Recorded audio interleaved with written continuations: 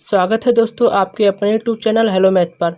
दोस्तों यह video class 10th के मैथ का पार्ट 8 है। इस वीडियो में हम चैप्टर 2 बहुपद के बेसिक कॉन्सेप्ट तथा प्रश्नावली 2.1 के सभी प्रश्नों को सॉल्व करेंगे। तो आइए दोस्तों वीडियो को शुरू करते हैं। दोस्तों आप लोगों से निवेदन है कि यह वीडियो पूरा देखिएगा। अगर वीडियो अच्छा लगे तो लाइक कीजिएगा, शेयर कीजिएगा और हमारे चैनल को सब्सक्राइब कीजिएगा, जिससे कि लेटेस्ट वीडियो के अपडेट आप लोगों को मिलते रहें। तो आइए दोस्तों वीडियो को शुरू करते हैं। आइए हम बहुपद की परिभाषा देखते हैं।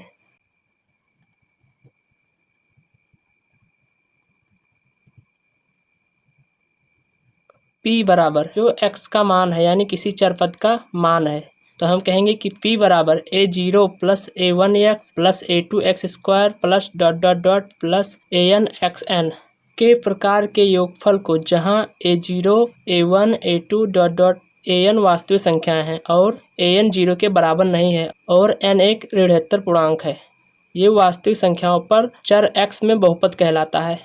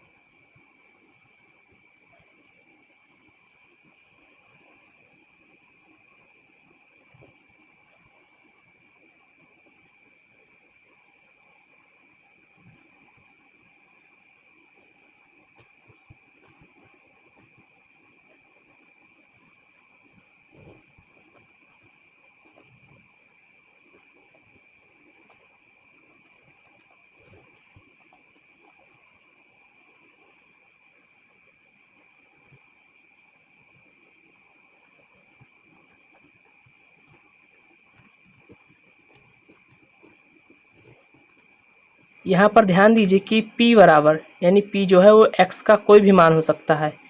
इसके बराबर a0 plus a1x plus a2x square plus dot dot dot an x के पावर n के प्रकार का फलन यानी कि योग, जहाँ a0 a1 a2 और डॉट डॉट डॉट an वास्तविक संख्या है। वास्तविक संख्या कोई भी संख्या हो सकती है, परमेय संख्या है, अपरमेय संख्या है, पूर्णांक कुछ भी हो सकता है, लेकिन 0 के बराबर ना हो। यानी जो a0 है या a1 है या a2 है, ये क्या 0 के बराबर ना हो और यानी एक ऋणात्मक पूर्णांक है। वास्तविक संख्याओं पर चर x में बहुपद कहलाता है। अगर यहाँ पर y होता तो चर y में बहुपद कहलाता है।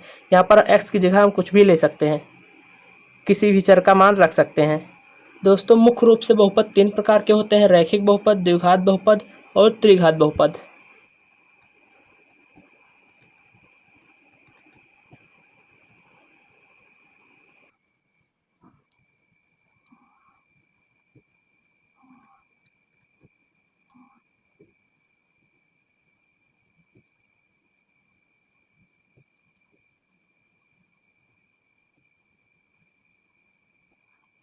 यहाँ पर देखते हैं कि रैखिक बहुपद किसे कहते हैं। तो जिस बहुपद में चर की अधिकतम घात 1 हो, रैखिक बहुपद कहलाता है। जैसे 2x प्लस 3 under root 3x plus 5 y plus under root 2 x minus 2/11। दोस्तों यहाँ पर हम देखते हैं कि चर x है और x की सबसे बड़ी घात 1 है।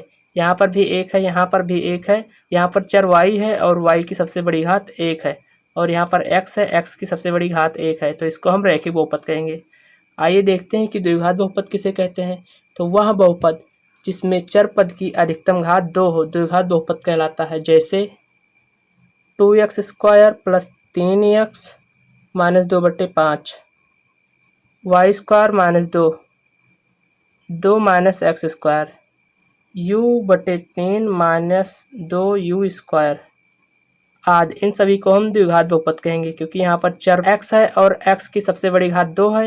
यहाँ पर चर y है और y की सबसे बड़ी घात 2 है। इसी प्रकार यहाँ भी सबसे बड़ी घात 2 है और इसी प्रकार यहाँ पर भी इसकी सबसे बड़ी घात 2 है। तो इन सभी को हम द्विघात बहुपद कहेंगे। आइए जानते हैं कि त्रिघात बहुपद क्या होते हैं। तो वह बहुपद जिसमें चर की सबसे बड़ी घात 3 हो, त्रिघात बहुपद कहलाता है। जैसे 2 minus X cube under root 2 X cube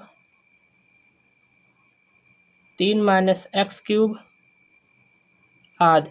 in सभी को हम त्रिघात बहुपद कहेंगे क्योंकि यहाँ पर चर x है और x की सबसे बड़ी घात 3 है। क्योंकि इन सभी में x की सबसे बड़ी घात 3 है तो इनको हम त्रिघात बहुपद कहेंगे। आइए दोस्तों, अब हम ग्राफ पेपर के बारे में कुछ जानकारी प्राप्त कर लेते हैं। तो आप लोग यहाँ पर देख सकते हैं कि ग्राफ पेपर कुछ इस तरह का होता है, आप लोगों ने देखा ही होगा। तो आइए इसके बारे में हम कुछ जानकारी प्राप्त कर लेते हैं। जैसे आप लोग यहाँ पर देखते हैं कि एक ऊर्ध्वाधर रेखा है यानी एक खड़ी रेखा है, तो हम इसको क्या कहेंगे? तो हम इसको YH कहेंगे।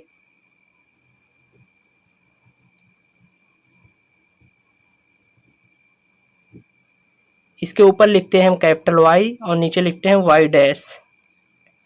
और यहाँ पर आप लोग एक रेखा और देख रहे होंगे जो कि पट रेखा है यानी कि क्षैतिज रेखा है, तो हम इसको क्या कहेंगे? इसको हम एक्स अक्ष कहेंगे। इसको हम कैपिटल X तथा कैपिटल X डैश से डिनोट करते हैं। यहाँ पर 4 कोठे दिखाई दे रहे होंगे, तो हम इसको प्रथम चतुर्थांश कहते हैं, इसको द्वितीय चतुर्थांश कहते हैं,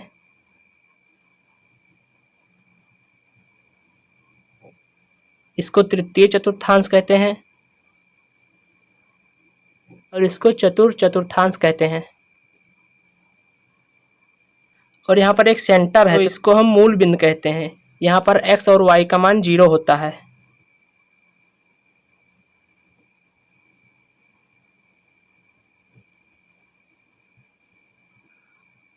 अब आप लोग ये सोच रहे होंगे कि ग्राफ पेपर पर बिंदुओं को कैसे दर्शाते हैं। तो जैसे हमें इस बिंदु के निर्देशांक बिंदु को दर्शाना है, तो यहाँ पर ब्रैकेट में हम पहले x का मान लिखेंगे यानी x अक्ष पर कितने बिंदु पर है, और देखेंगे फिर y अक्ष पर कितने बिंदु है।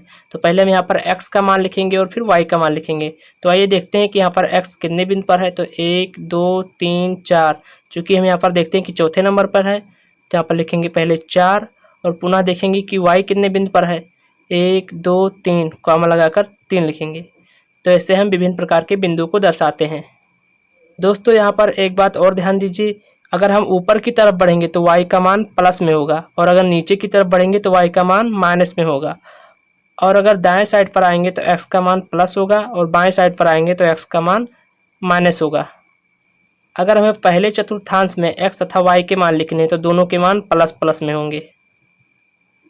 और अगर द्वितीय चतुर्थांश में निर्देशांक बिंदु को दर्शाना है तो यहाँ पर x का मान माइनस होगा और y का मान प्लस होगा।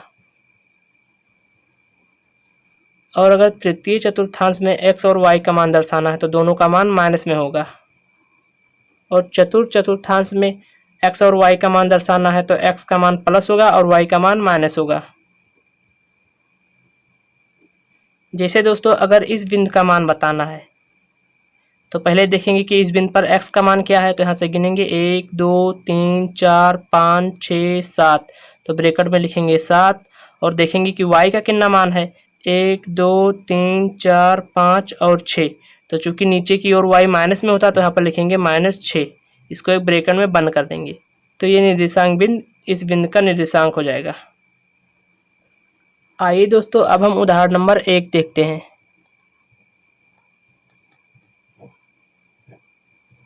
उदाहरण नंबर 1 में कुछ चित्र दिए गए हैं दोस्तों। कह रहा है कि उनको देखिए और प्रत्येक आकृति y बराबर px यानी x का मान जहां px एक बहुपद है का ग्राफ है। ग्राफों से प्रत्येक के लिए px के शून्यकों की संख्या ज्ञात कीजिए, यानी कि x के मान को बताना है। तो दोस्तों किताब में कुछ इस तरह के ग्राफ बने हुए हैं, इन्हें हमें देखकर बताना है कि x के कितने मान हैं, यानी कि x के कितने शून्यक हैं। तो यहाँ पर देखते हैं कि जो रेखा बनी हुई है वो x अक्ष पर जितने बार काटेगी x के उतने ही शून्यक होंगे, यानी x के उतने ही मान होंगे। तो यहाँ पर देखते हैं कि x अक्ष पर यहाँ रेखा एक बार काटती है, तो अतः यहाँ पर शून्यकों की संख्या कितनी होगी? 1 होगी।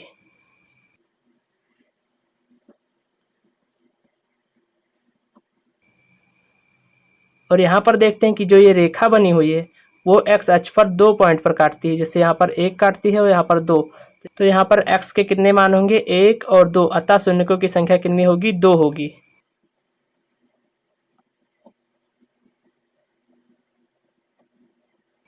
इसमें हम देखते हैं कि जो ये टेढ़ी-मेढ़ी रेखा बनी हुई है वह x अक्ष पर 3 जगह पर काटती है, 1 2 और 3। तो यहाँ पर x के कितने मान होंगे? 1 2 और 3, अतः शून्यकों की संख्या कितनी है? 3।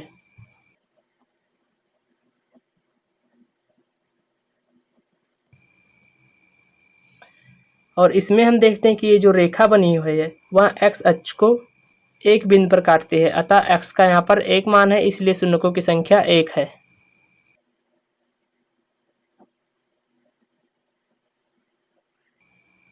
और इसमें हम देखते हैं कि जो ये रेखा बनी हुई है वह एक्स अक्ष पर केवल एक जगह पर काटती है, इसलिए एक्स का केवल एक मान है, अतः शून्यकों की संख्या एक है।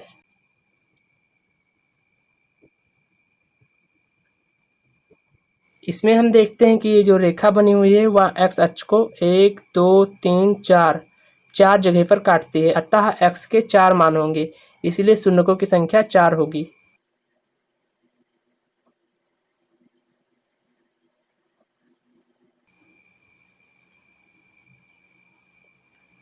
आइए अब हम प्रश्नावली 2.1 को देखते हैं। इसमें पहला प्रश्न है कि किसी बहुपद px के लिए y बराबर px का ग्राफ नीचे आकृति में दिया है, प्रत्येक स्थिति में px के शून्यकों की संख्या ज्ञात कीजिए। तो दोस्तों इसमें भी वही करना है जैसे कि हम उदाहरण 1 में देख चुके हैं। तो दोस्तों किताब में कुछ इस तरह के चित्र बने हुए हैं, तो आइए पहला देखते हैं। पहला हम यहाँ पर देखते हैं कि ये जो रेखा है वह एक्स अक्ष पर एक भी बिंदु पर नहीं काटती है, अतः यहाँ पर एक्स का कोई मान नहीं है, इसलिए पहले में शून्यकों की संख्या 0 होगी।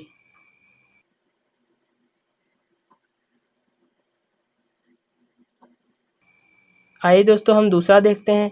तो दूसरे में देखते हैं कि ये जो रेखा बनी हुई है वह एक्स अक्ष पर एक बिंदु पर काटती है, अतः एक्स का कम से कम एक मान है, इसलिए शून्यकों की संख्या 1 होगी।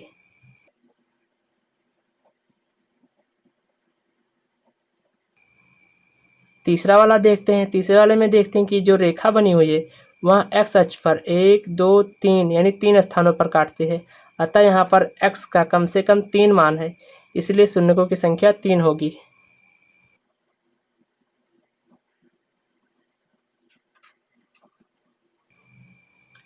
इसका हम चौथा वाला देखते हैं कि ये जो रेखा बनी हुई है वह एक्स अक्ष पर कम से कम 2 जगह पर काटती है, अतः एक्स का 2 मान है, इसलिए शून्यकों की संख्या 2 होगी।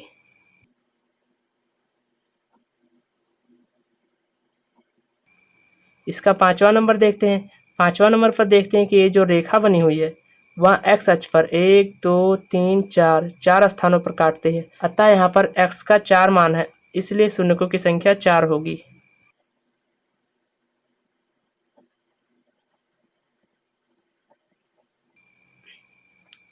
इसका छठा नंबर देखते हैं। छठा नंबर देखते हैं कि ये जो बहुपद की रेखा बनी हुई है वह एक्स अक्ष पर 1 2 3 स्थानों पर काटती है, अतः यहाँ पर एक्स का 3 मान है, इसलिए शून्यकों की संख्या 3 होगी।